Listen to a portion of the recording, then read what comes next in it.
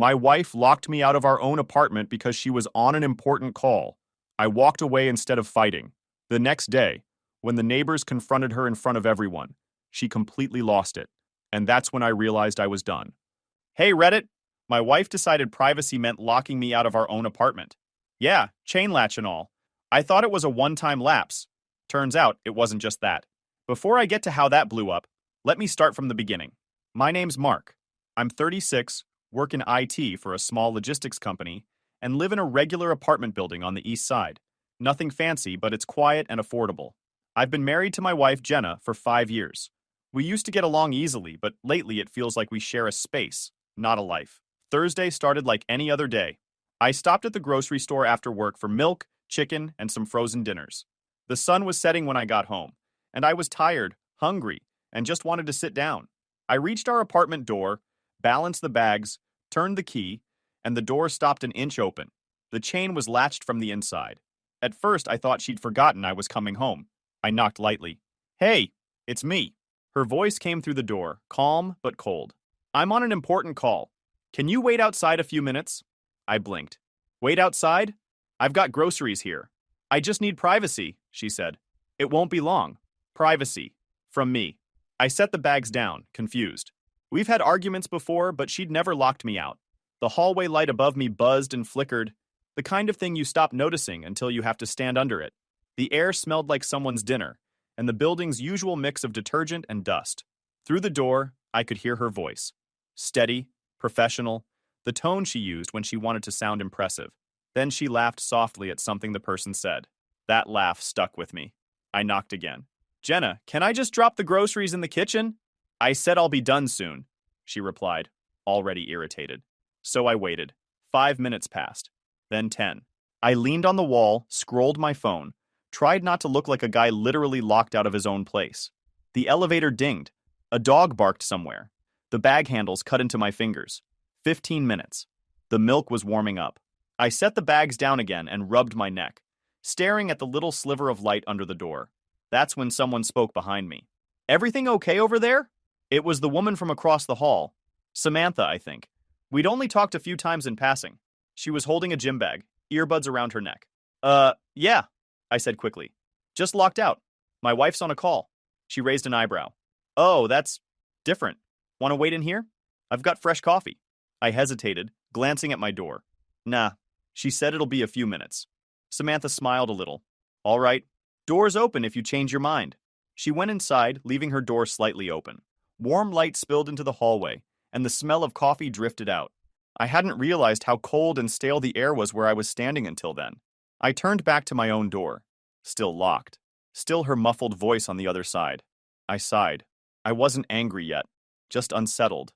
Waiting outside my own apartment didn't feel like something a married couple should be doing. It felt wrong in a quiet way. 5 more minutes dragged by. The elevator opened again, and a kid with a skateboard stepped out. He saw me, then looked down fast, pretending not to notice. I couldn't blame him. I looked like a lost delivery guy. I knocked once more, harder this time. Jenna, it's been 20 minutes. Her voice came back instantly. I said soon. That tone, it wasn't new. I'd heard it before, just never this loud. The same tone she used when she didn't want to deal with me. When I'd ask if she wanted to eat together or try to talk after work. And she'd say, "Can we not do this right now?" Only this time, there was a locked door between us. I laughed quietly, mostly to myself. Picked up the bags again. One had started to tear from the condensation. I thought about leaving everything at the door and walking away. But I didn't. I just kept standing there, watching that faint glow under the door, like it might change something. Then Samantha's door opened again. Still waiting? She asked. Yeah, I said. Guess that call's pretty serious. She nodded. Some people forget life happens outside the phone. Yeah, I said, trying to smile. She gave a small shrug. If you get tired of standing, there's a chair in here. Thanks, I'll manage. She disappeared again, and I was left alone with the buzzing light and my half-warm groceries. 3 more minutes crawled by before the chain finally slid. The door opened and Jenna stood there, calm as ever. Sorry, she said. Call ran long. That was it. No explanation, no apology that sounded like she meant it. Just a flat sorry before she walked off toward the kitchen. Eriching? When I walked in, the apartment felt colder than the hallway. Not because of the temperature, just the vibe. Jenna had already moved to the kitchen, scrolling her phone like nothing happened. The overhead light was too bright, making everything feel harsh. I set the groceries on the counter. The milk was warm, the frozen dinners soft. You could have just texted me to stay downstairs, I said, trying to keep my voice calm. She didn't look up. I told you I needed privacy. By locking me out? She sighed, like I was the one making a scene. Mark, it was a work call. Sensitive stuff. I needed space to think without you walking around or asking me things. I looked at her, trying to process that. You think me being in my own apartment is a distraction? I didn't say that. You kind of did. She finally looked up from her phone, her expression already defensive. You're blowing this out of proportion. It was 15 minutes. 23, I corrected automatically. She rolled her eyes. Oh my God. You timed it? I was standing in the hallway holding chicken and milk. What else was I supposed to do? Jenna dropped her phone onto the counter. You always take everything so personally. I needed a few minutes of peace, and suddenly I'm the villain. I rubbed my hands over my face, trying not to raise my voice. I just don't get how you think that's normal. We live together. You don't get to lock me out.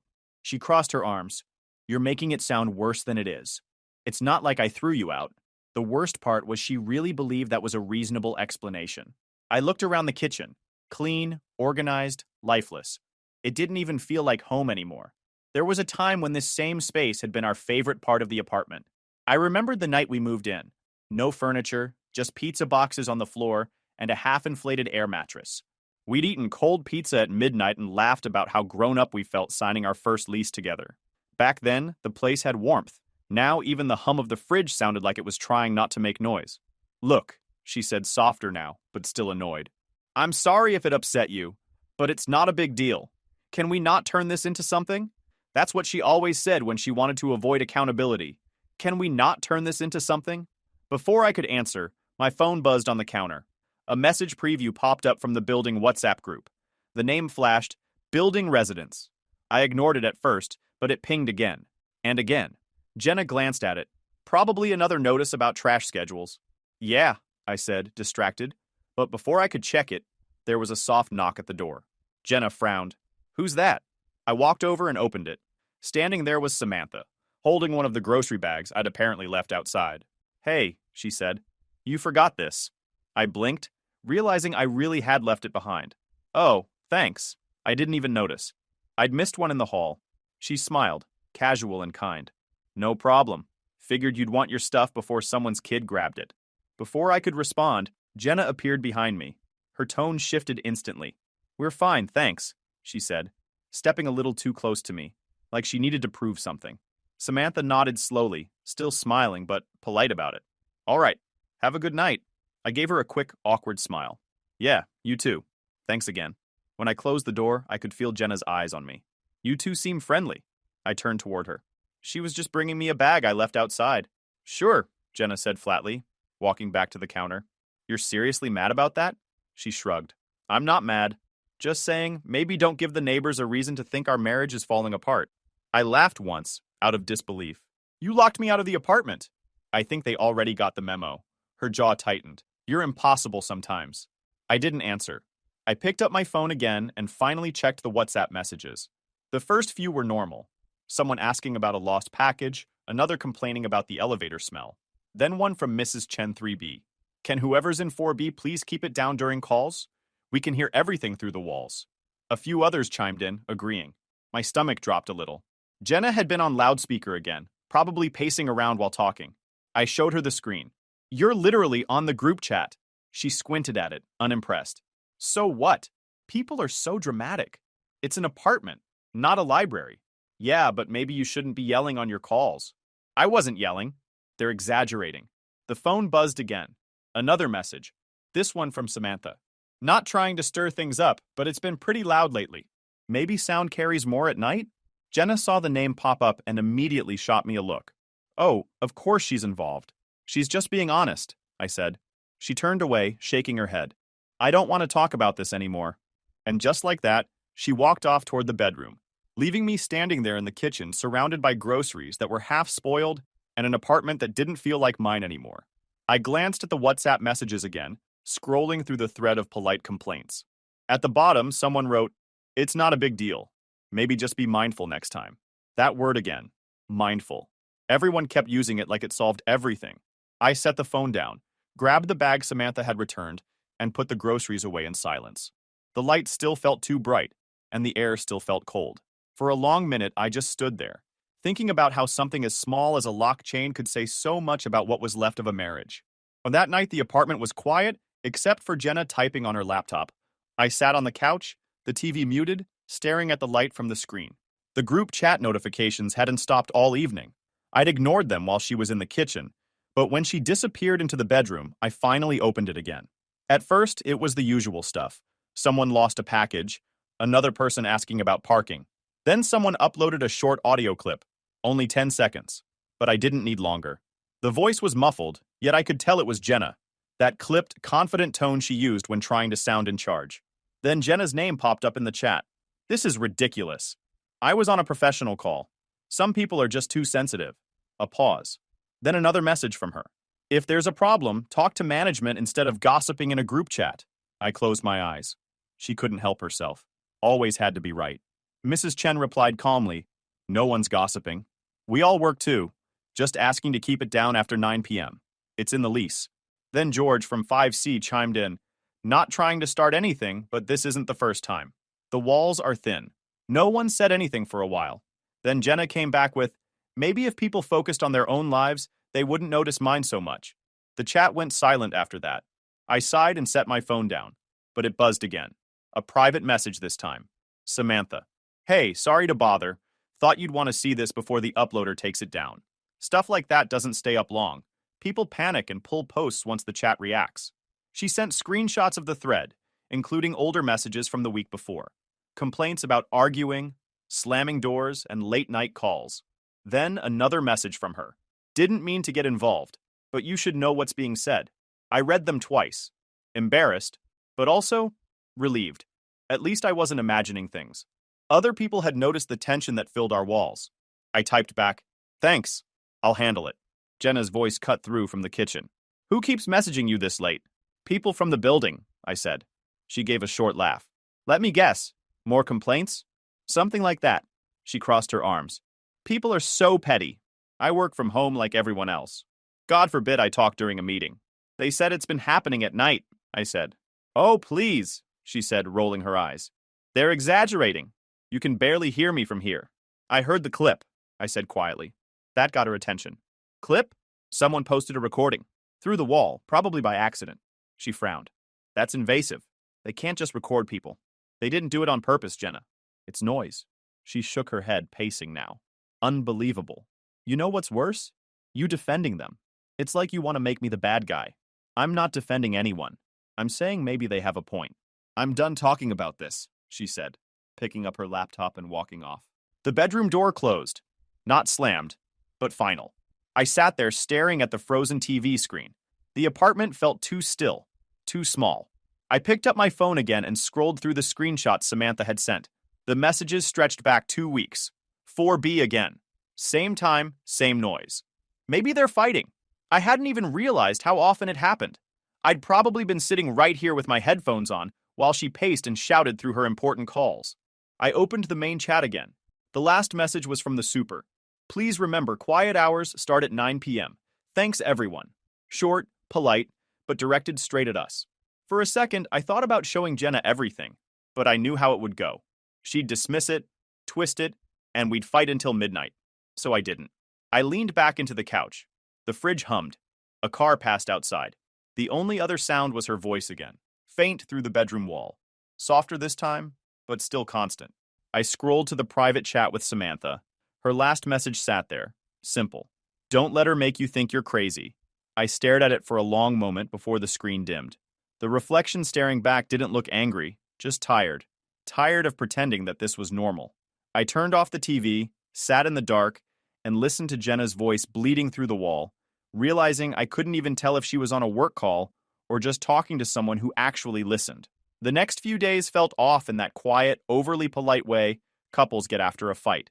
Jenna and I weren't arguing, but we weren't talking either. She kept things short. Morning. You ate? And I matched her tone.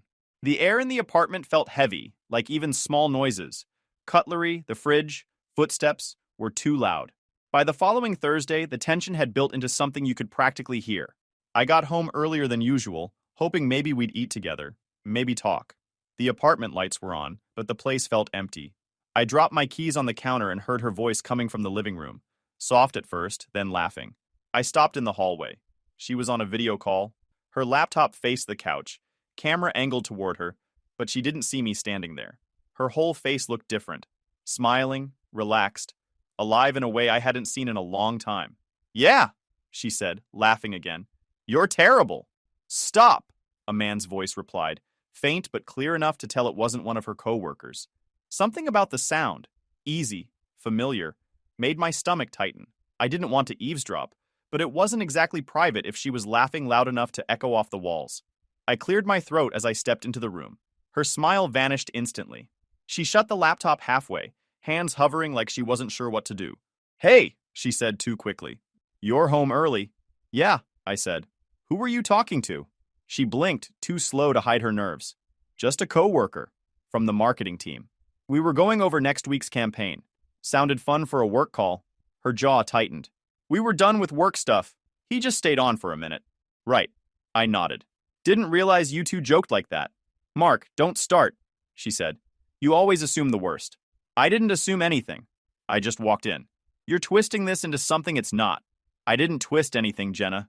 I came home." "You're the one acting like I caught you doing something." Her voice got sharp. "You're paranoid. I can't even have a normal conversation without you reading into it." "I don't care about the call," I said, calmer than I felt. "I care that I have to walk into my own house like a stranger to figure out what version of you I'm going to get." She stood up, crossing her arms. "What's that supposed to mean?" "It means I don't even know who you are when you're in this mode.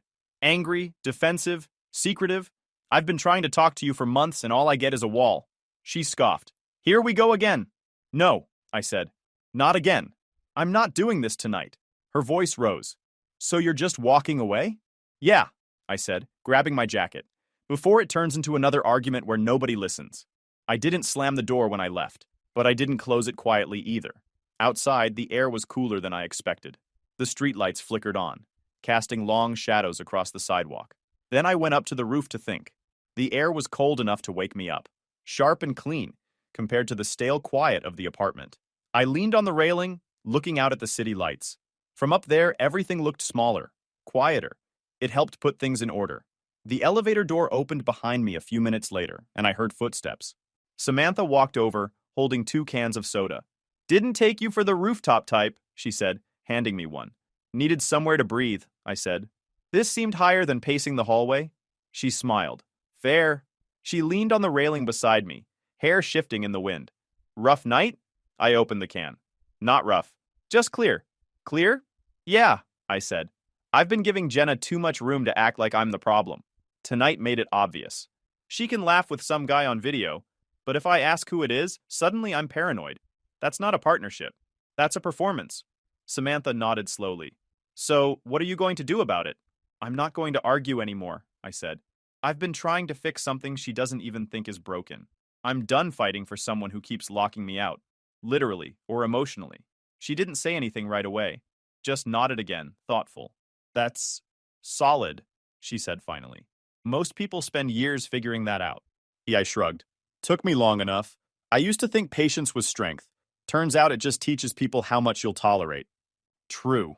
She took a sip of her drink, studying the skyline. "You don't strike me as the type who likes drama anyway."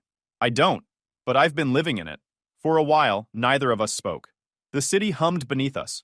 Car horns, distant sirens, the low buzz of everything continuing without us. I could feel the tension finally leaving my shoulders. Samantha broke the silence. "So, what now?" "I'm leaving tonight," I said simply. "Not forever. Just until I decide what I'm actually willing to accept." She turned her head toward me. "You serious?" "Yeah," I said. "There's a difference between working on a marriage and letting yourself get disrespected in one." She nodded again, but there was a small smile there. Half respect, half relief. "Good for you." I pulled my phone out and opened a hotel app. Scrolled until I found a cheap place a few blocks away. Nothing fancy, just a clean room and some space. I booked it, hit confirm, and slid my phone back into my pocket. "That was fast," she said.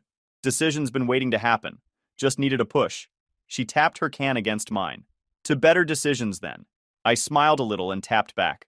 To better decisions. For the first time in weeks, I felt calm. Not numb, not angry, just steady. Like I'd finally taken my hand off something I wasn't supposed to hold anymore. Then my phone buzzed. Jenna. The name lit up the screen, vibrating in my hand. Samantha glanced over. You gonna answer? I looked at it for a second, then pressed the side button. The screen went dark. No. When someone shows you who they are, you don't argue. You move. Her smile widened a little. That's a good rule. It's the only one that works, I said. We stayed on the roof for a while longer, just watching the lights. She told me about her work, how she freelanced so she wouldn't have to deal with people like her old boss. I told her about the ridiculous IT requests I got at my job, like the guy who once spilled soup on his keyboard and blamed a virus. It was the kind of small, normal conversation that feels like oxygen after months of holding your breath. At some point, I realized how long it had been since I laughed without watching someone's reaction to it. When the wind picked up, Samantha rubbed her arms. You heading to the hotel now? Yeah, I said. Time to go. She nodded. You'll be fine, you know. I know, I said, and I meant it. We took the elevator down together. When we reached the lobby, she stopped at the door. If you ever need a quiet place that's not a rooftop, my door's usually open. Figuratively speaking, she added with a small grin. I smiled. Appreciate it. She gave a small wave and headed toward the mailboxes.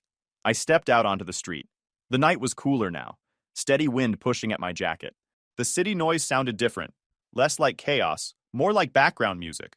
I walked a few blocks, checked into the small hotel, and set my bag on the floor. The room was basic. Single bed, old TV, humming mini fridge. But it was silent. I sat on the edge of the bed, pulled out my phone, and texted Jenna one line. Taking some space. I'll talk when there's something worth talking about. I sent it and put the phone down. For a while, I just sat there, listening to nothing but the faint hum of the air conditioner. No voices, no tension, no pretending. Just stillness.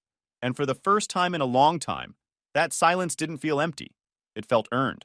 The next morning, I checked out of the hotel, grabbed a black coffee, and walked back to the building. I didn't plan to see Jenna. I just wanted to grab my mail. When I got to the lobby, there was a printed sign taped to the wall. Building meeting, noise and conduct concerns. 10 a.m. It was 9:58. I almost kept walking, but the universe apparently has a sense of humor. The lobby was already half full. Mrs. Chen from 3B, a couple from 2A, the college kid from 4C, and Samantha standing near the back with a coffee in hand. The super was at the front, clipboard in one hand, reading off notes. Morning, everyone, he said. We've had a few recurring complaints about late-night disturbances, mostly on the upper floors. I just want to set some basic guidelines so everyone can keep things peaceful. Before anyone else could respond, the elevator doors opened. Jenna stepped out. She looked sharp, hair done, neutral colors, like she was going to a meeting. Her eyes found mine immediately. I could tell she hadn't expected me there. Mark, she said, her voice low. Can we talk upstairs? Later, I said. Let's hear what this is about. Her jaw flexed. This doesn't concern you. Pretty sure it does? The room went quiet, except for the sound of the super clearing his throat. We've had several noise reports from 4B, he said carefully. Late calls, arguments, doors slamming, mostly after 10 p.m. Jenna crossed her arms. That's exaggerated. I work from home. I take calls. Everyone works from home now. Mrs. Chen spoke up, polite but firm. It's not the calls, dear. It's the volume. And sometimes it sounds personal. The couple from 2A nodded. It's woken us up more than once. Jenna let out a short, humorless laugh. So, I can't talk in my own apartment now? I stayed silent, watching her dig herself deeper. The super spoke again. No one's saying that. We're just asking everyone to keep quiet hours in mind. This feels targeted, she snapped. You're all acting like I'm some kind of problem. Samantha stepped forward a little, calm but direct. No one's attacking you. We're all just tired of the noise. That's it. Jenna turned on her. Of course you'd have something to say. The air in the room shifted.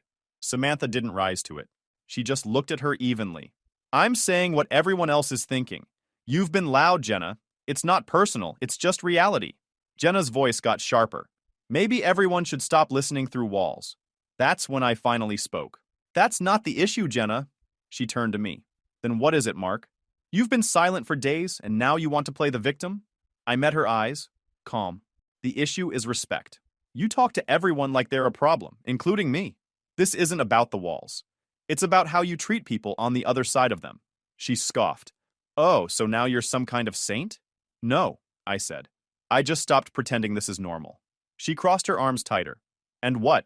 You think embarrassing me in front of everyone helps? This isn't about embarrassing you, I said. You did that yourself when you started yelling at the neighbors for asking for quiet. I'm just being honest. The super shifted awkwardly. Maybe we should wrap this up. I cut him off, still calm. I'll make it simple.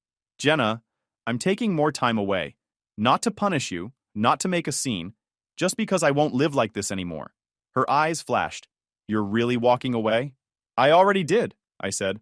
I came back for mail, not permission. A few people glanced at each other, unsure what to do with the tension filling the room. Mrs. Chen broke the silence first. Sometimes distance helps people listen, she said softly. Jenna shot her a glare. Thanks for the wisdom. I didn't flinch. She's right, I said. You don't hear anyone when they're standing next to you. Maybe you will when they stop trying. Jenna took a step closer, her voice lower now. So that's it? You're just done? I'm done with the disrespect, I said. You can either work on it, or you can keep pretending I'm the problem. But I won't stand in the middle of that anymore. For a moment, she didn't speak. Then she let out a quiet, bitter laugh. You think walking away makes you strong? No, I said. But it keeps me sane. That landed hard. The super cleared his throat again, awkwardly shifting his clipboard. All right, folks, let's wrap it up. I think everyone gets the point. Quiet hours start at 9. People began to drift toward the elevators. Jenna stood there, frozen for a moment, then spun on her heel and walked out without saying another word. When the room thinned out, Samantha came over. You handled that better than I would have, she said. I wasn't trying to win, I said. I just don't want to explain myself anymore. That's what winning looks like, she said, smiling faintly. I grabbed my mail from the counter. Bills, a coupon flyer, and an empty envelope marked current resident. Fitting. As I walked outside, the morning sun hit the street, warm and clean. I stood there for a second, feeling the air, the noise, the movement of the city. It felt like everything was still going on, just without the weight I'd been carrying. Samantha walked out a minute later, coffee still in hand. You heading back to the hotel? Maybe, I said. Maybe somewhere better. She smiled. Good. That place looked depressing. I chuckled. Yeah, time for something with better lighting. She nodded. Good for you. I started walking down the sidewalk, the sound of her footsteps fading behind me. For the first time in a long time, I wasn't rushing to fix anything. I was just moving forward. I didn't go back to the hotel. Instead, I found a small furnished studio on the other side of town, a short-term, month-to-month sublet. Nothing fancy, just clean, quiet, and mine. The landlord handed me a single key on a plain ring. It felt like more than metal. It felt like a reset. The first night there, I didn't unpack much. I sat on the couch, scrolling through messages. Jenna had sent a few long ones, full of apologies and justifications, how she'd been stressed, how I misunderstood, how she just needed space. The same words rearranged into different excuses. I typed one line back. I'm not angry. I'm just done being treated like I don't exist. Then I put the phone down and didn't check it again. The next morning, I started writing a list in a small notebook I'd bought on the way home. Not some self-help thing, just reminders. What I refuse, disrespect. Silent treatment as control. Walking on eggshells to keep peace. What I bring, stability, loyalty, calm. Reading it back, it didn't sound bitter. It sounded like someone who'd finally drawn a line. I spent most of the day setting up the new place. A few grocery items, a folding chair, a cheap coffee maker. By the time evening came, it actually felt like home. Not because it was perfect, but because there was no tension waiting behind a door. While I was boiling water in the kettle, my phone buzzed again. Samantha, you alive over there? I smiled a little. Barely. Coffee's keeping me functional. She replied right away. Progress. Don't forget to eat something real. Trying. This place has no stove yet. Then I'm ordering food. What do you want? Nothing. I'm good. That's not a real answer. I texted her my new address so she could pick somewhere close. 30 minutes later, someone knocked on my door. I opened it to find a delivery guy holding a bag. Order for Mark? There was a note taped to the bag. No arguments. Just food. S. Inside was takeout from a place near my new place. I sat down and ate it right out of the container. Simple, warm, grounding. After dinner, I called Jenna.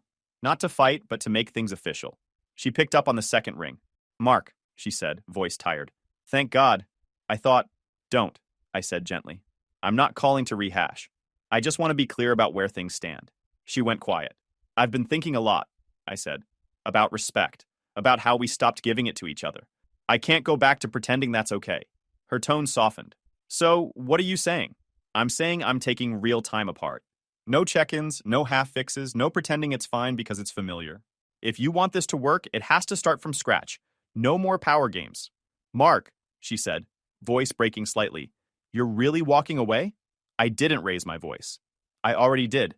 You just didn't notice. There was a long silence. Then she said, you're not even angry. I was, I said. Now I'm just done. She exhaled shakily. I'll give you space. Good, I said. Take care of yourself. When I hung up, I didn't feel triumph, just calm. The kind that comes after a storm you finally walked out of. Later that night, I opened my laptop to catch up on work. The inbox was full, the deadline's annoying, but it felt good to focus on something normal. Around 10, there was a soft knock on the door. When I opened it, Samantha was standing there, holding a grocery bag. Peace offering, she said. You already sent food. This one's just coffee and sugar. Your essentials. I grinned. You're persistent. Someone's got to make sure you don't survive on caffeine fumes. And I let her in. She set the bag on the counter, looking around. Not bad for a start, she said. It's quiet, I said. That's all I needed. She nodded. Quiet's underrated. We stood there for a moment, not awkward, just steady. Two people who understood what it meant to rebuild. Thanks, I said. For everything. The food, the coffee, the talks. She shrugged. You did the hard part. You left. I smiled. Guess that's true. When she left a few minutes later, I locked the door behind her. Not out of habit, but because it was my door now. My space. My peace. I sat back on the couch and looked at the single key on the table. Simple. Unremarkable. But it meant something real this time. No chain latch. No waiting outside. No walking on eggshells. Just one door, one lock, and me. Finally choosing who got to have the key.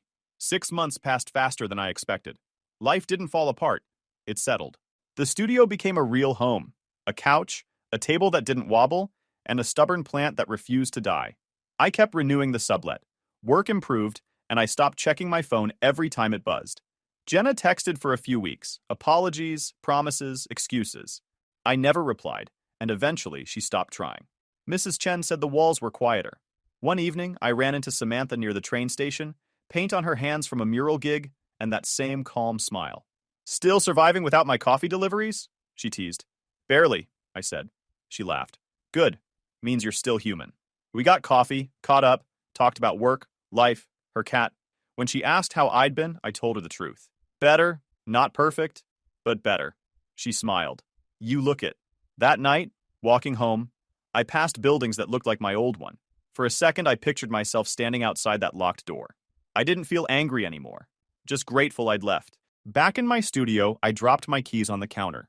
The silence wasn't lonely now. It was mine. No chain to slide. Just a door that opens from the inside. YouTube just dropped this new hype feature. If you're hooked on this story, smash that hype button.